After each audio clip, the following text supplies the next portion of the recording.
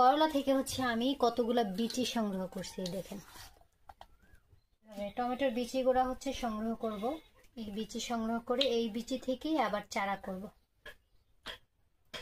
আসসালামু আলাইকুম, কেমন আছেন সবাই? তো দেখতেই পাইতেছেন আমি আমাদের গাছের উস্তা করলা কাটছি। তো পেকে গেছে, কিন্তু পাকলেও খাওয়া যায়। তো এটা আছে কাঁচা আছে। আর টমেটো গুলো আমি দেখাই আমার মুরগিতে কি করছে। মুরগি যারা পালেন তারা একটু সাবধানে থাকবেন, কারণ মুরগিরা যে কাহিনী করে, এই দেখেন ঠুকরাই এনতে ছিদ্র করছে। কত বড় বড় টমেটো এখান থেকে ফুটো করছে। এইগুলা সব ঠুকরাইয়া মুরগিতে করছে। এগুলা ঠুকরাইছে, দেখেন এগুলা সব মুরগিতে ঠুকরাইছে। এই যে ঠুকরাই খায় খায় সব শেষ, বুঝছেন? এই হলো মুরগির কাহিনী।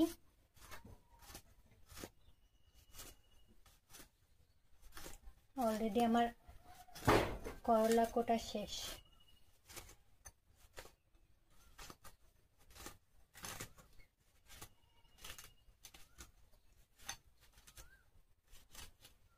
আর করলা থেকে আমি কতগুলা বিচি সংগ্রহ করছি দেখেন, দেখছেন? এগুলো একেবারে পাকা পাকা বিচি। তো এইগুলা থেকে আমরা আবার বিচি কিন্তু কেনার দরকার নেই। যদি করলা পাকাই তাহলে করলা থেকে সুন্দর একেবারে রসালো বীজটি বের হয়। এগুলো সুন্দর করে রোদ্রে শুকায়া ভালো একটা কৌটার ভিতরে ভরে রাখবো এবং সৃজনে লাগাবো, যাতে করে এগুলোর ভিতরে কোনো হাওয়া না ঢুকতে পারে। আর এখন আমি এটারে নিয়ে আসছি, এটার ভিতরে টমেটো গুলো কেটে। ও আর এই যে গাছে মিষ্টি কুমড়া হয়েছে, আরো একটা আছে। তো এটা এখন আর কুটবো না, এটা রেখে দিলাম। এটা নেক্সট ভিডিওতে কাটবো যখন, তখন আপনাদেরকে দেখাবো। এখন আমি টমেটো কাটবো, দেখাই কিভাবে টমেটোর বিচিগুলো সংগ্রহ করব।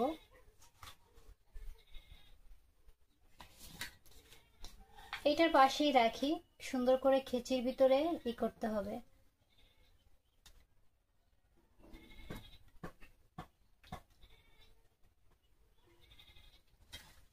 খেচির ভিতরে চালনি আছে না, চালনির ভিতরে আমি এই বিচিগুলা সুন্দর করে ধুইব।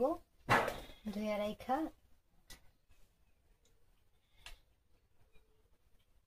এই বিচি সংগ্রহ করে এই বিচি থেকেই আবার চারা করব।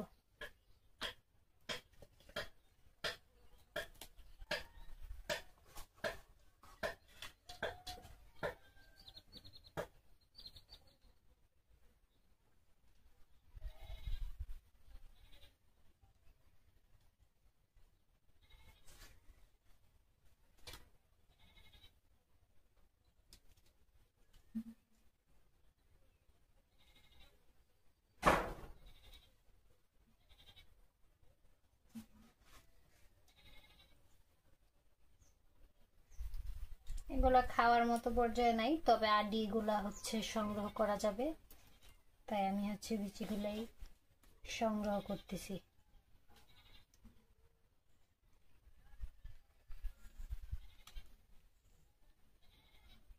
থাকে এটা থেকে আর সংগ্রহ করার দরকার নেই। এইগুলো কাটি, এইগুলা থেকে খুব সুন্দর বিচি সংগ্রহ করা যাবে। এইভাবে আপনারাও বিচি সংগ্রহ করে রাখতে পারেন যারা গ্রামে অঞ্চলে আছেন তারা।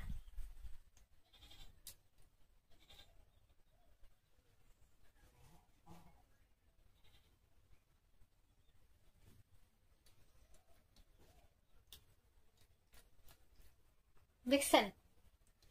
এই দেখেন অনেকগুলো বিচি, কিন্তু এই টমেটোর বিচি দেখছেন? এইভাবেই আমরা বিচি সংগ্রহ করি এবং সুন্দর করে বিচিটা কিন্তু আমরা ধুই না, কারণ দেখা গেছে ধুইলে এটার ভিতরে আরো হইতে হয়। এই বিচিটা সুন্দর করে আগে খেচির ভিতরে রাইখা সুন্দর করে বিচিটা বের করি, তারপরে হালকা একটু ধোয়া দেয়। ধোয়া দেওয়ার পরে তারপরে সেই বিচিগুলো শুকাই, অনেক সুন্দর করে পুরো মচমচে করে শুকাই। তারপরে আমরা এই বিচি থেকেই আমরা চারা করি। চারা করে পুরা বাড়িতে এখানে এখানে লাগাই, বুঝছেন? তো সবাই ভালো থাকবেন, আল্লাহ হাফেজ, এবং দোয়া করবেন আমার জন্য।